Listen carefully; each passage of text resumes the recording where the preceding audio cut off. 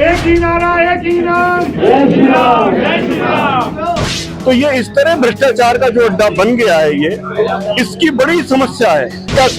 हाँ, कमिश्नर साहब यहाँ कभी मिलते ही नहीं, तीन तीन चार्ज है, एक जो है पीडब्ल्यूडी का है, दूसरा हमारा है, तीसरा वाटर वाले का है, तो वो रहते कहाँ पता ही नहीं। और जो यहाँ पर स्पेशल कमिश्नर है उनको सुनाते हैं तो उनको कुछ समझ नहीं आता, वो करना नहीं चाहते।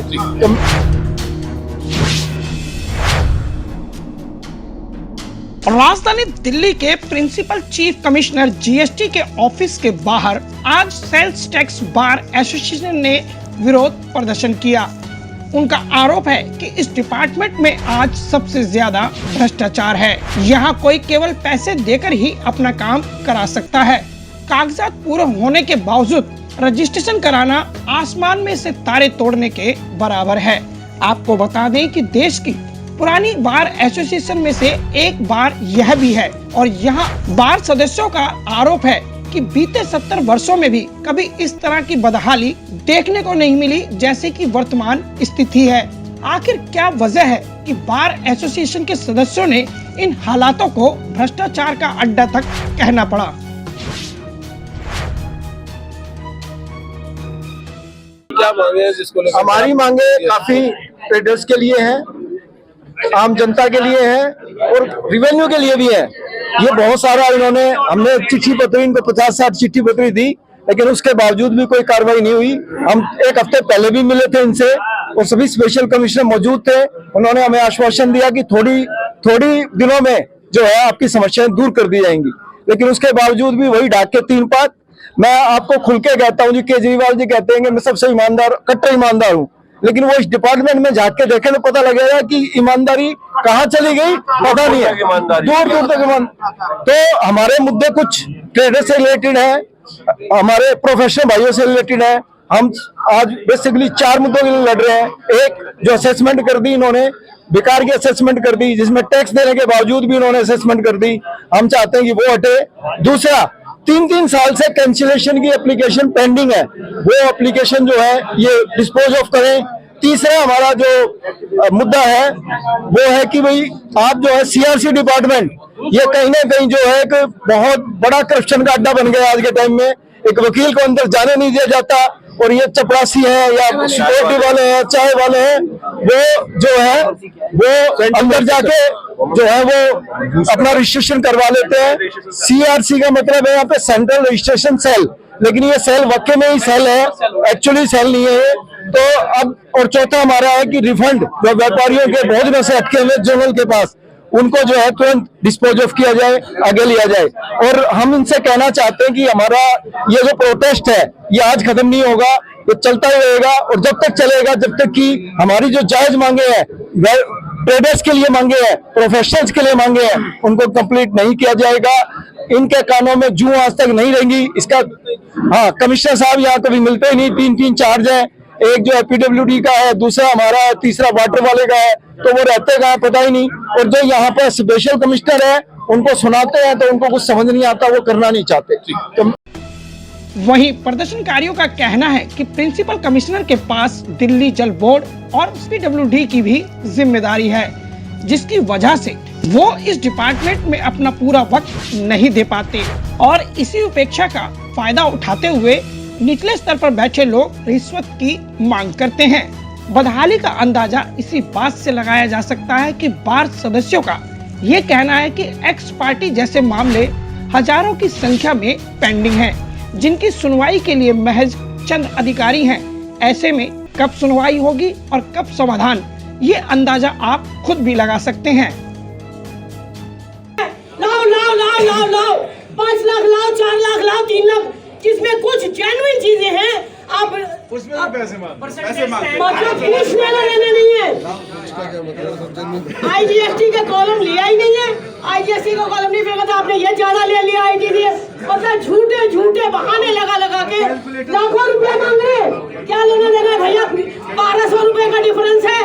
आपने ये रिवर्स नहीं किया, ऐड कुछ किया नहीं, मतलब अननेसेसरी वित्तीय आतंक मचाया है। एडिशनल चार्ज है, ये जो जिम्मेदारी है पूरी दिल्ली के जीएसटी की, ये इसको पूरी तरह फुल टाइम आदमी चाहिए, ये इसको एडिशनल चार्ज की तरह देखते हैं, आते ही नहीं। इनके ना आने की वजह से नीचे वाले अधिकारी बेलगाम हो चुके हैं और अपनी मनमर्जी चलाते हैं, रिश्वत मांगते हैं और सुनना नहीं चाहते। मनमर्जी रिश्वत को लेकर रोक लगी है सर? रिश्वत को लेके इस डिपार्टमेंट में कोई रोक नहीं है, बेलगाम है, आतंक है। और हो ये रहा है कि आप रजिस्ट्रेशन लेने जाएं तो आपको घुसने भी नहीं देते। रजिस्ट्रेशन सेल में नया सेल बना रखा है सीआरसी के नाम से, हमें घुसने नहीं देते। और सिक्योरिटी गार्ड, चाय वाले ये हमसे आकर मिलते हैं और कहते हैं साहब इतने पैसे दो और हम आपको रजिस्ट्रेशन दिलवा देंगे।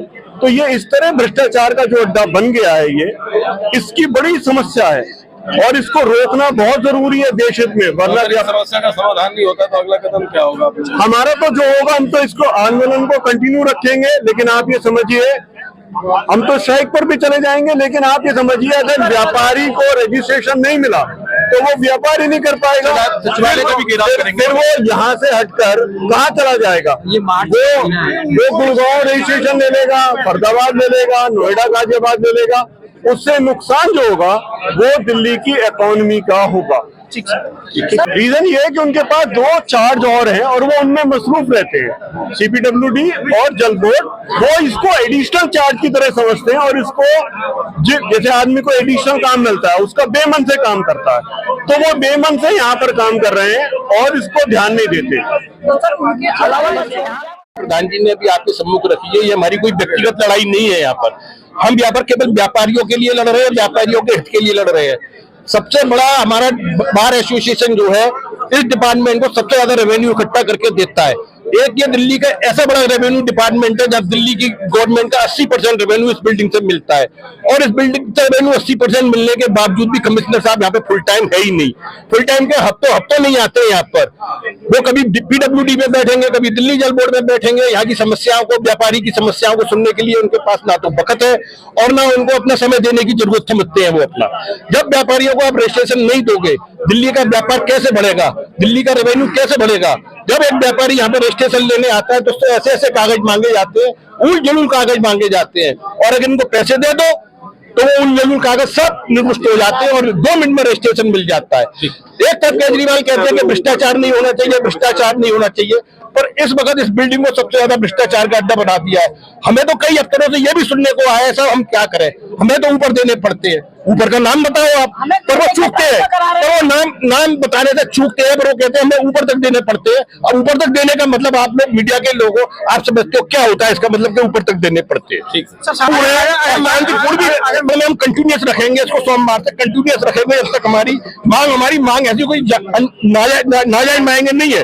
कानून के हिसाब, एक्ट के हिसाब से, रूल के हिसाब से हमने अपनी मांगे रखी है। कोई भी मांग ऐसी नहीं रखी हमने, कोई भी समस्या ऐसी नहीं बताई इनको कि जो कानून के हिसाब से ना हो वो समस्या। प्रदर्शनकारी बार सदस्यों का कहना है कि नया रजिस्ट्रेशन मांगो तो कागजी कार्रवाई के नाम पर उसे रोक दिया जाता है, अगर उसे कैंसिल करना हो तो कैंसिल भी नहीं किया जाता। ऐसे में व्यापारी वर्ग खुद को ठगा सा महसूस करता है। दिल्ली में सबसे ज्यादा रेवेन्यू इसी डिपार्टमेंट से आता है। वहीं व्यापारियों के मुद्दों को आज उठाने के लिए सेल्स टैक्स बार एसोसिएशन ने प्रदर्शन किया। अब देखना होगा कि यह प्रदर्शन कितना और आगे बढ़ेगा। क्या अब भ्रष्टाचार दिल्ली जीएसटी विभाग में खत्म हो जाएगा? वहीं हमने जब प्रिंसिपल कमिश्नर से बात करने की कोशिश की तो उनके स्टाफ ने कहा कि वह अभी दफ्तर में नहीं है, साथ ही उनकी कहीं मीटिंग चल रही है जिसकी वजह से वह उपलब्ध नहीं थे।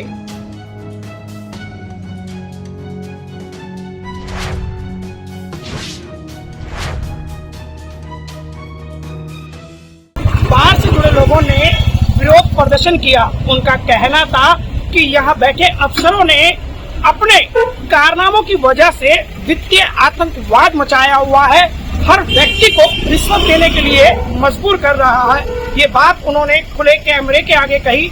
आखिर दिल्ली सरकार के मुखिया अरविंद केजरीवाल जो कहते थे कि महज एक रिकॉर्डिंग दे दो हम एक्शन लेंगे, लेकिन आज पूरी की पूरी कवायद और सैकड़ों लोगों के विरोध प्रदर्शन के बाद दिल्ली सरकार क्या एक्शन लेगी इसका इंतजार दिल्ली की उस तमाम जनता को है जो अरविंद केजरीवाल की ईमानदारी पर भरोसा करती है।